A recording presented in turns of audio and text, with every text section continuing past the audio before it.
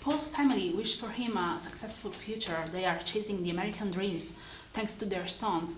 But do you think that the American dream is real or is just an empty myth?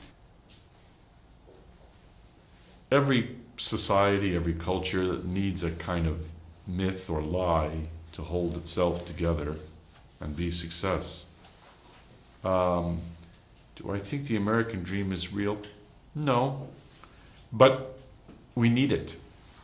So me saying it's not real almost doesn't matter.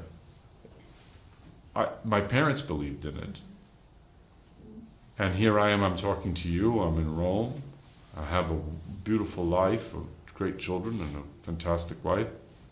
So maybe for me it's some kind of reality. But that's almost like saying you win the lottery. I don't know how real it is. The title of your movie refers to a song but also to a specific time of our past history. Do you think we are living in another Armageddon time?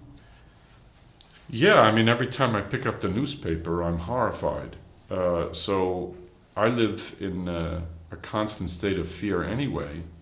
But I think that's the story of what it means to be a person. I think human beings have always dealt with this feeling that the world is going to end, whether it was because of war or bubonic plague. I just think we've always worried about the end of time.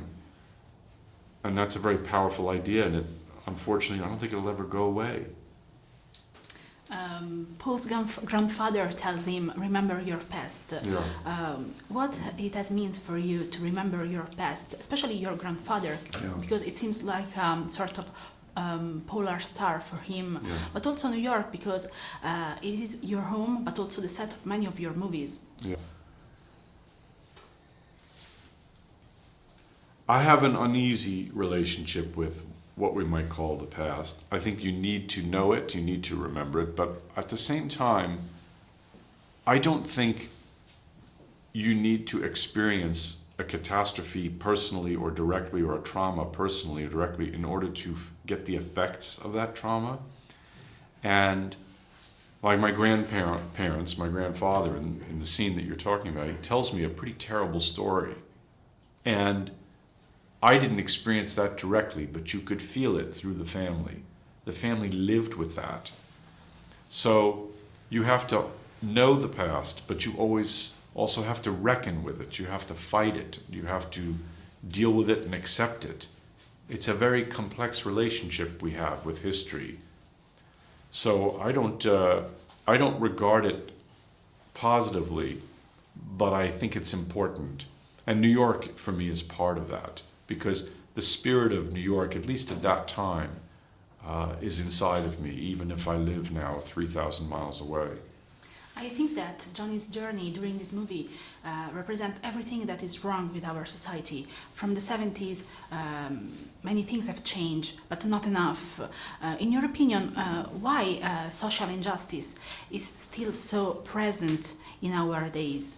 Because you can't separate the idea of social justice from the economic machinery that functions to basically put us in this place. Part of the problem today, for me, is that the argument between capitalism and communism has pretty much been settled for most people, and companies, corporations are everything. So it's almost like what the corporation wants is for everybody to be working at Walmart for very low salaries, and that would be the perfect place for them. I don't think you can address social justice without addressing the economic machinery that is underneath. So we're going to keep having these problems if corporations have all the power. And how did you work with Darius Khondji on the lights? Because your movie, I think, is immersed in the 70s atmosphere, but I also had the feeling that the light remembers me as echoes of a dream. Right. I'm glad you felt that way. I started out talking to him about it, saying that my father would always say, if you're not in the room, turn off the lights. It was a big energy crisis. So I always pictured the house, and I remembered the house as very dark.